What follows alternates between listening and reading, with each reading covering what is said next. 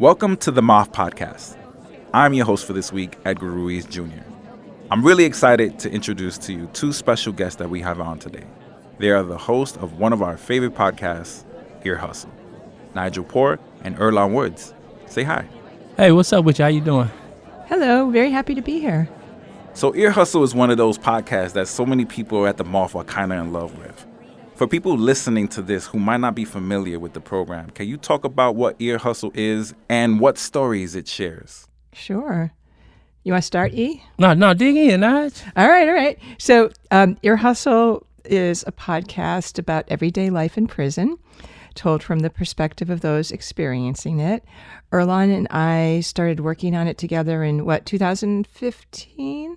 Pretty much, yep. Yeah, when Earlonne was incarcerated at San Quentin. I always forget how long your sentence was. I don't know why. I just want to forget it. Yeah, it was 2 life sentences. So, yeah, he was serving a life sentence, and I was a volunteer at the prison. And our original idea was to create a podcast that would air inside all of the prisons in California.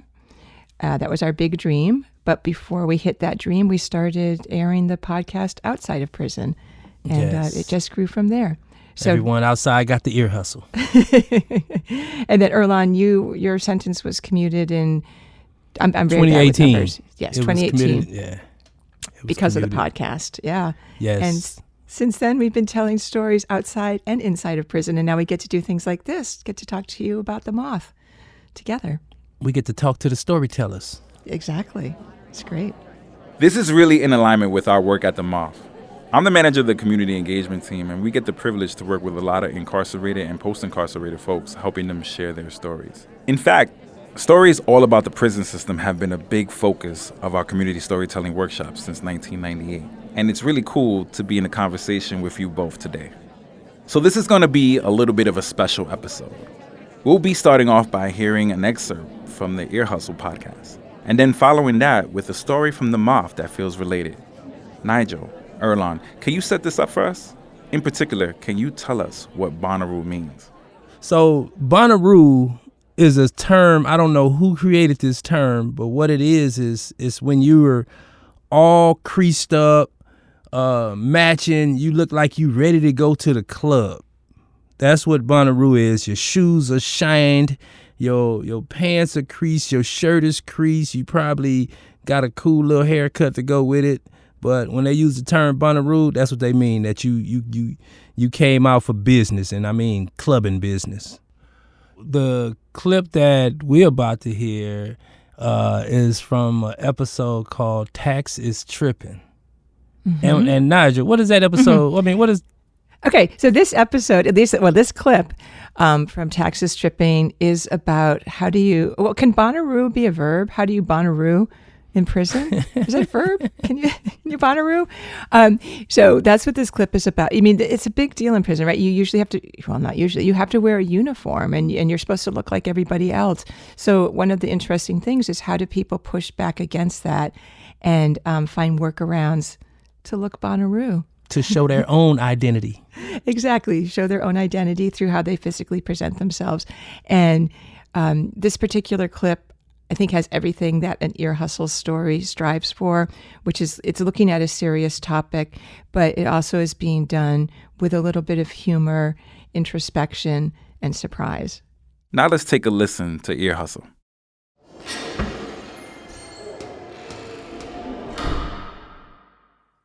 What did you have for breakfast this morning? I had a honey bun. You start your day with that much sugar? Yeah. I work it off, but yeah. How old are you? I'll be 34 this September. Okay, that's why he can do that. After 40, you can't start your day like that. Nah, it stays with you for the rest of your life. Nobody should start the day like that, but I mean, I'm in prison, so I've earned that. This is Taxx. New York and I talked to him a while back in San Quentin. How many honey buns do you eat a week? I think I did probably somewhere along 13 a week. That's twice a day-ish. Wait, by the time you get out of prison, how many honey buns do you think you will have eaten? Let's see, 4 years. We'll go over 1,000 for sure. Let's just say that. Wait, was this going to be a honey bun interview? Or? Nah. I want to ask you about we could make it one. I've got some honey bun stories.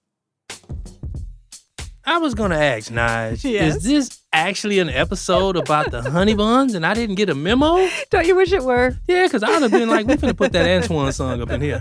So the breakfast thing is just this standard question we ask people when we're setting their mic levels.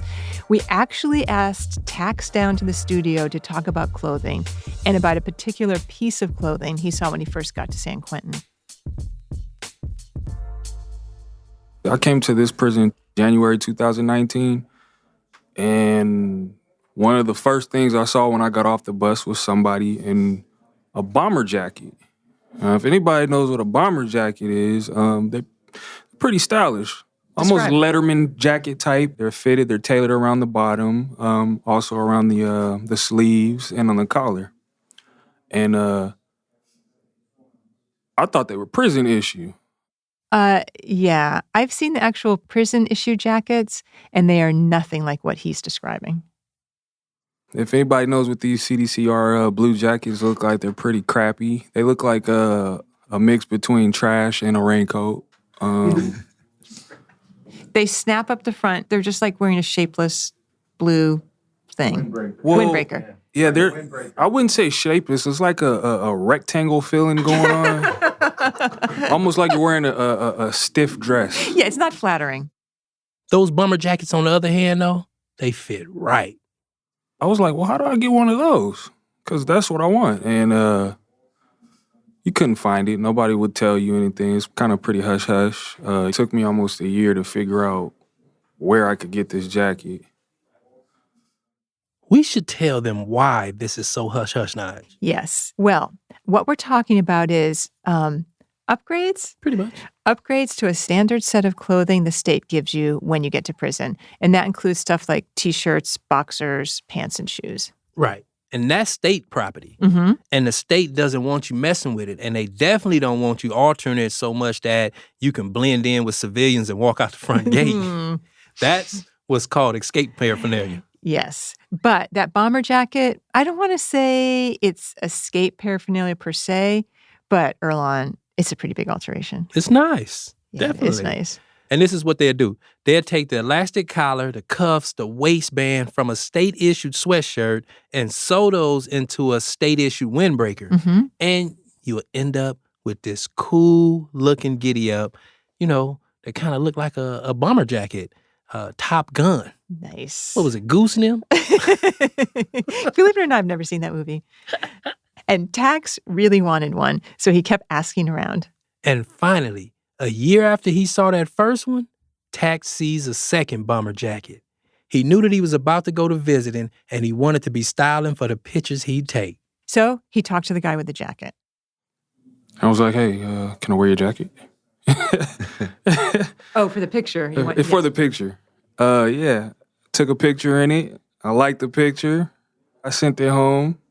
My family was like, oh, I like your little jacket. I'm like, yeah, me too. Putting that jacket on, did it bring back any memories or feelings? It just made me feel like I was not so much in prison. On the streets, I dress a certain way. My clothes are fitted, tailored. I don't wear anything that's oversized or undersized. I'm not a baggy clothes wearer. You kind of get that nostalgic feeling. Like, you know what? I miss how I look. And that's one thing about prison. It made me feel like I'm bummed out. I'm not me. I don't look like me. You kind of want some semblance of normality. So as much as you can escape this place, that's what I was feeling like. All right, hey, I'm looking good. All right, I like this. So what I got to do to get this jacket, man? Yeah, do I got to sell my soul or anything like that? He says, you know what? You like that one? I'm like, I do. He said, just take it. In return, Taxx gives this guy the materials he needs to make himself a new bomber jacket. So Taxx has this jacket. He loves it, and he makes a vow to never part with it. You couldn't grab this jacket without me noticing. I will absolutely not let this jacket go. It's going to stay with me until I leave here, at which point I will probably choose very carefully who I give it to. So one day I'm asleep, it's early in the morning, I hear, and I'm going, what the fuck is that? This is Jesse. He was Taxx's bunkie at the time. And then I look up and there's 2 cops. He goes, which locker is yours? And I went, oh, no. And I'm thinking I'm going to the hole. My stomach sinks. I'm like, oh. I go, this one. He goes, well, good, because we're looking for your bunkie. And I said, oh, no. He goes, well, look, you can pack his shit up or we can do it. And I said, fuck. I just got up. I said, let me get it. I'll take care of it.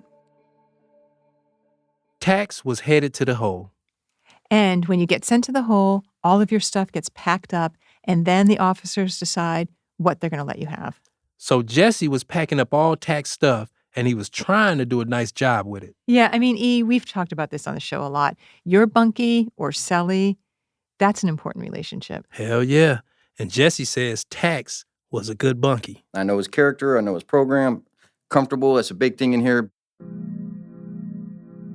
My TV got Fox, which shows Friday Night Wrestling. So I'd come back from group on Friday night. He'd be sitting on my bed watching my TV with a bowl of deli bites and a little rice bowl with some sweet and sour soy sauce and stuff, hoisin', and a Pepsi for me going, and he just pointed at the TV. Oh, wait, we have it ready for you? Yeah. And he'd have his bowl with his Pepsi, the splitter cable coming off for his headphones. He's watching TV.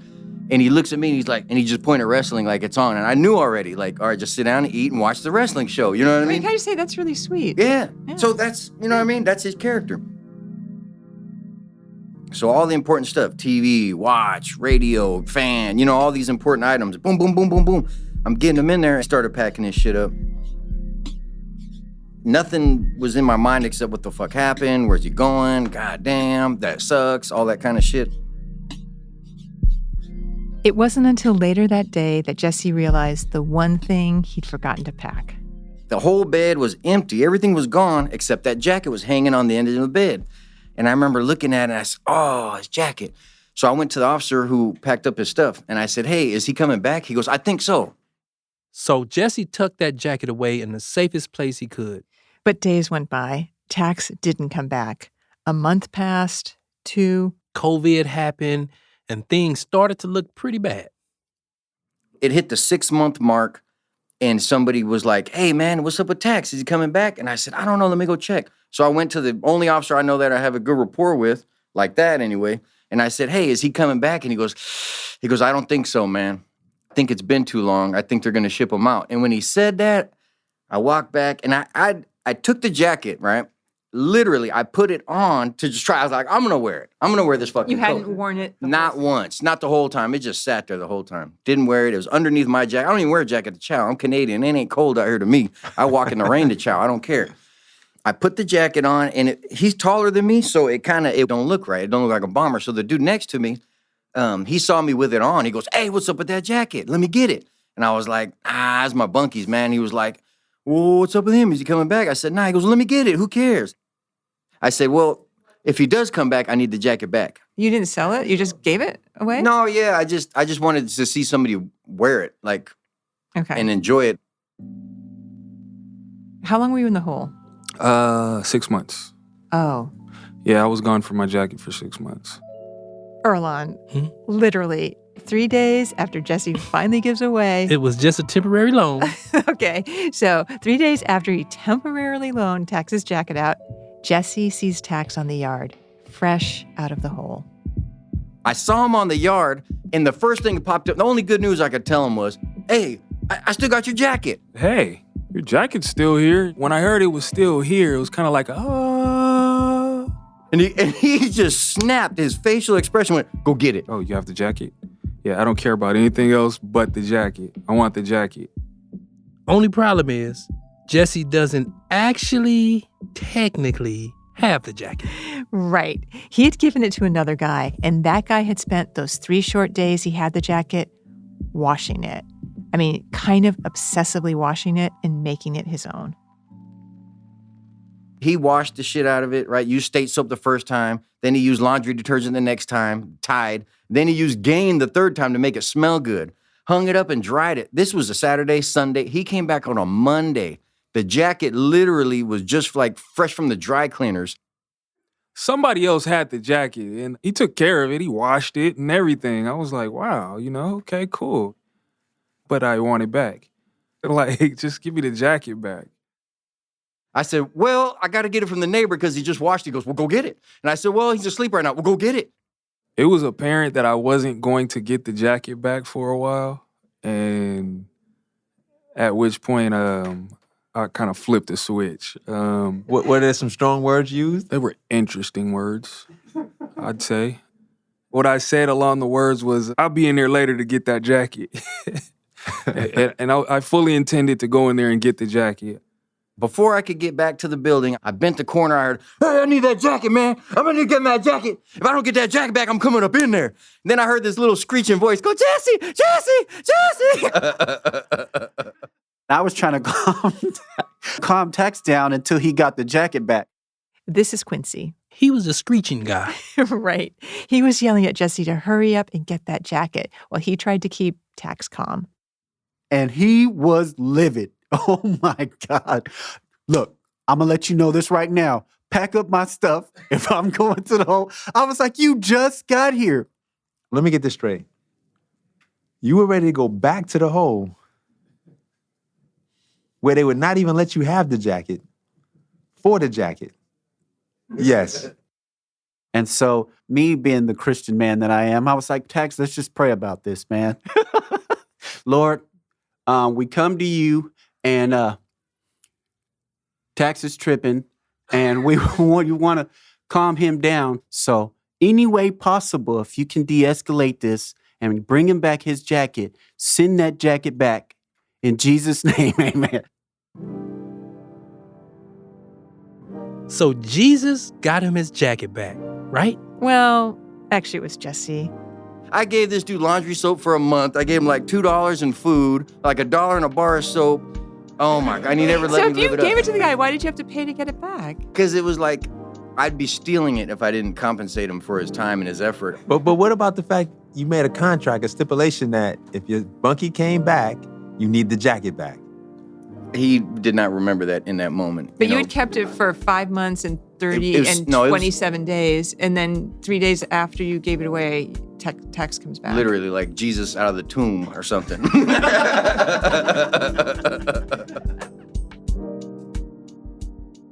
Quincy, the guy who prayed to the Lord while Taxx was tripping, he and Taxx did become friends. And Quincy says now he never sees Taxx without that jacket. If you had to speculate, why is this jacket so emotionally important to him? Seeing everybody in blues, and a lot of people do wear them, you start looking like the other person. And then all of a sudden, everything is monochromatic. You know what I mean? Everything looks the same. There's no standout. And I think this made him stand out. And it gave him a sense of freedom, and he was going to get that freedom back.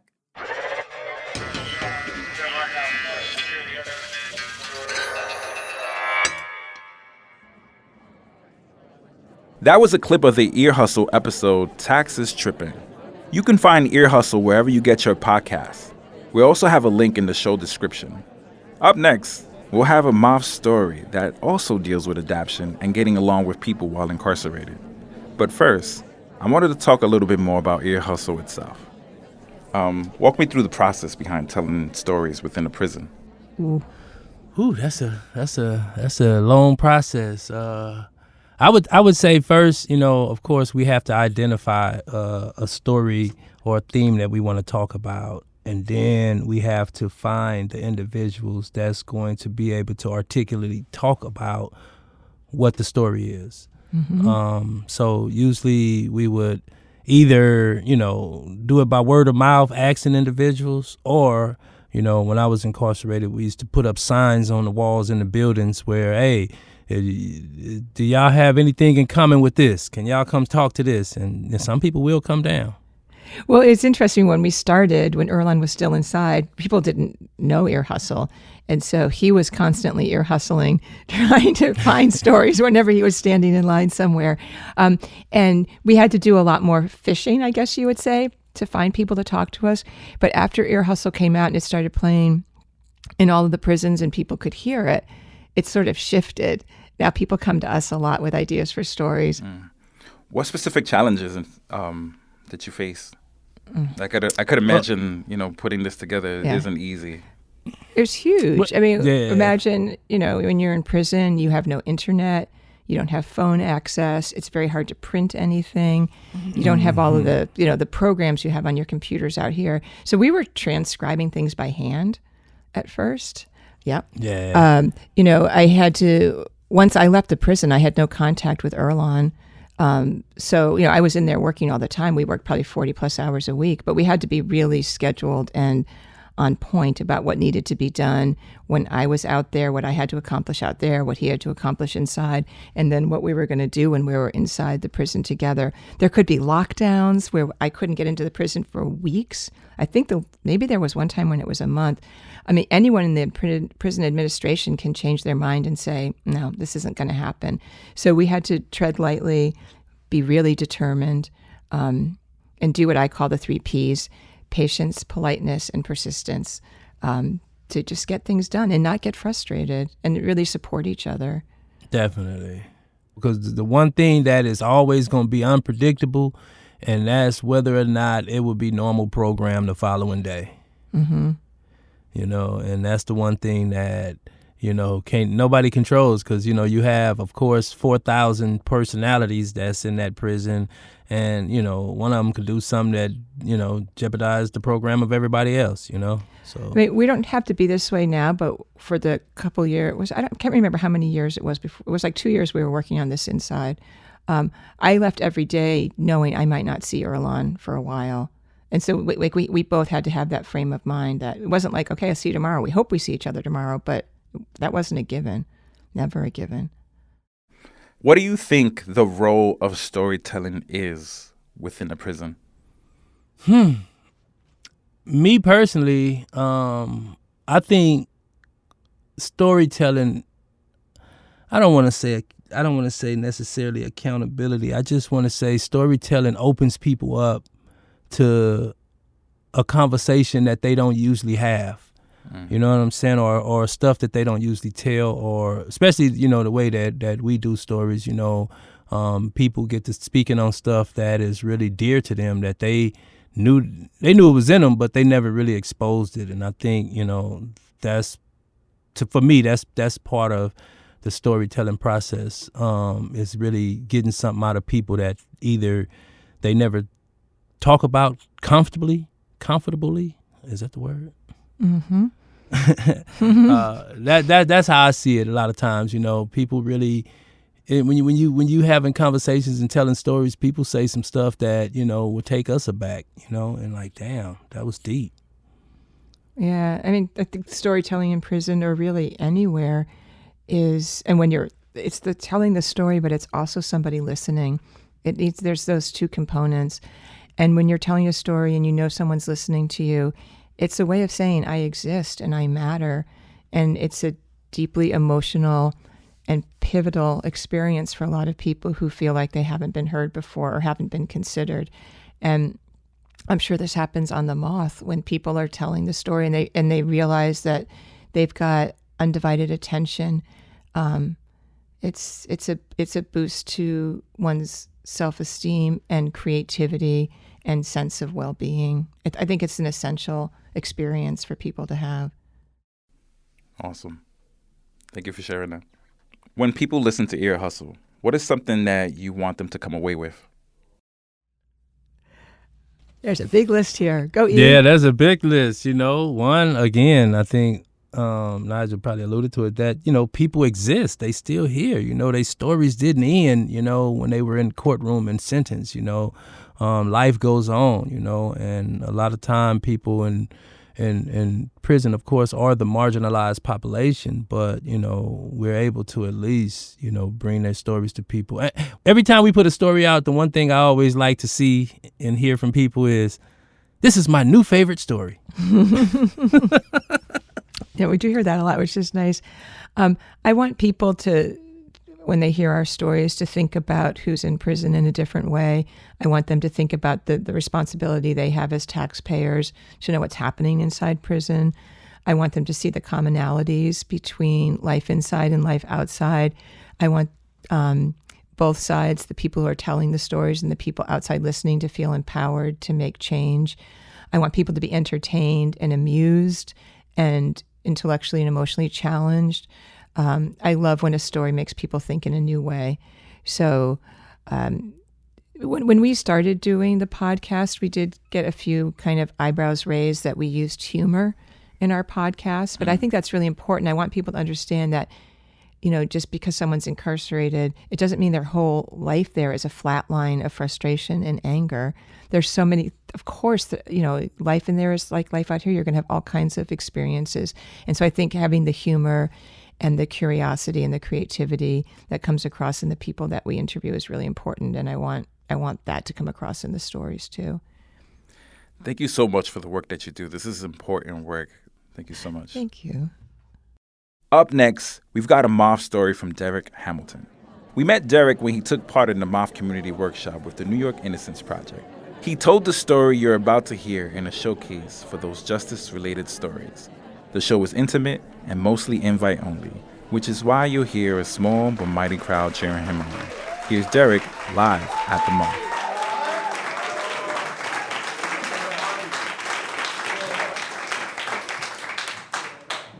In 1992, I was convicted of murder in a Brooklyn courtroom. I was sentenced to 25 years to life. I was sentenced to a maximum security prison throughout New York State. I spent 10 years in special housing unit. And any of y'all that watched Training Day, Denzel Washington said 23-1 in the SHU program, Pelican Bay, that's where I live.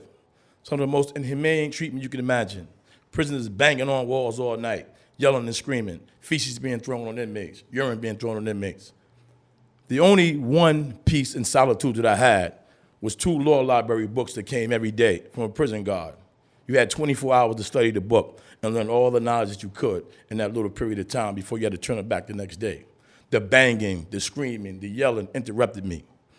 There was a guy on top of me by the name of Spud Webb, who we all had came to the conclusion was insane. He was extraordinarily the most insane person in that special housing unit. None of us wanted to talk to Spud Webb. When he get him up, he would curse you out, derogatory names that made no sense. This day, after enduring 6 hours of banging and yelling, I convinced myself to get down on the vent and yell up to Spud Webb. We would yell through the vent to have conversations with each other on the higher floors because there's no other way to communicate. People would call me for legal questions and I would answer them. So this day, I knelt down and I said, Spud Webb! Remind you, Spud Webb banged all day. So I timed that he would stop for about 30 seconds and then he would go right back. So I had to get Spud Webb in his 30 seconds when he was tired. Then I had to have a compelling argument to Spud Webb why he should stop banging. So on this day, I yelled again, Spud Webb! Spud Webb! Spud Webb! And he said, what? And I said, can you stop banging? And he said, no. You read law books, I bang. Banging is my livelihood. I had no fight left. I had to think a little bit. I said, this guy's not insane. He seemed to be the smartest one in this conversation.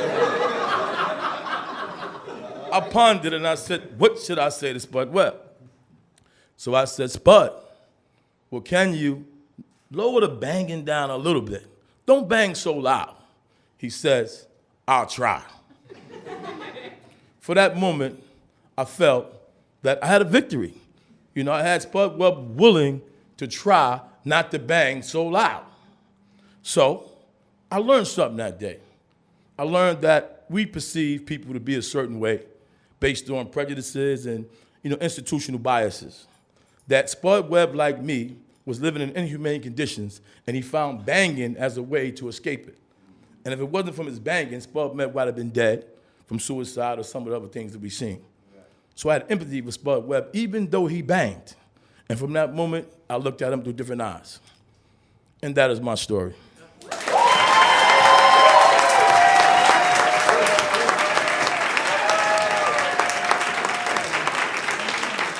That was Derrick Hamilton.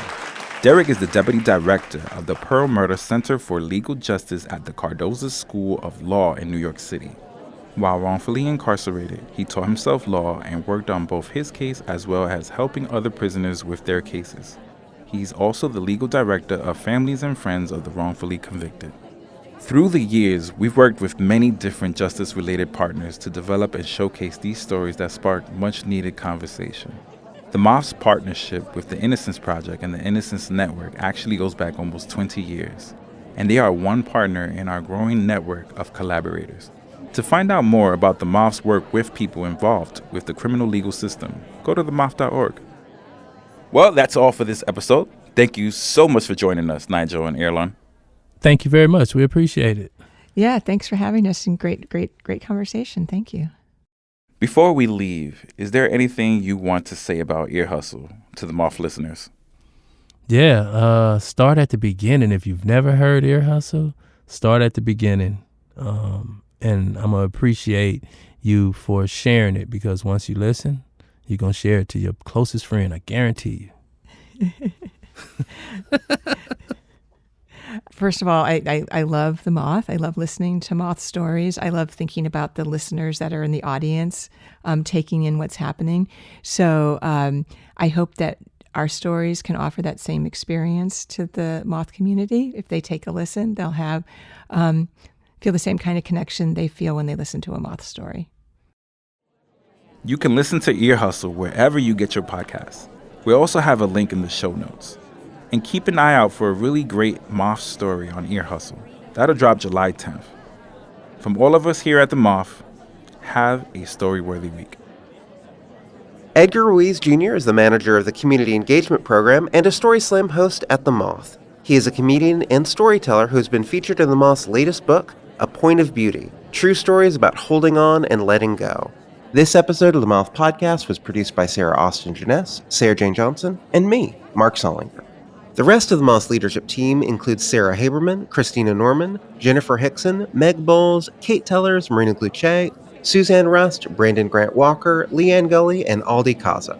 The Moth would like to thank its supporters and listeners. Stories like these are made possible by community giving. If you're not already a member, please consider becoming one or making a one-time donation today at themoth.org/giveback. All Moth stories are true, as remembered by the Storytellers. For more about our podcast, information on pitching your own story, and everything else, go to our website, themoth.org. The Moth Podcast is presented by PRX, the Public Radio Exchange, helping make public radio more public at prx.org.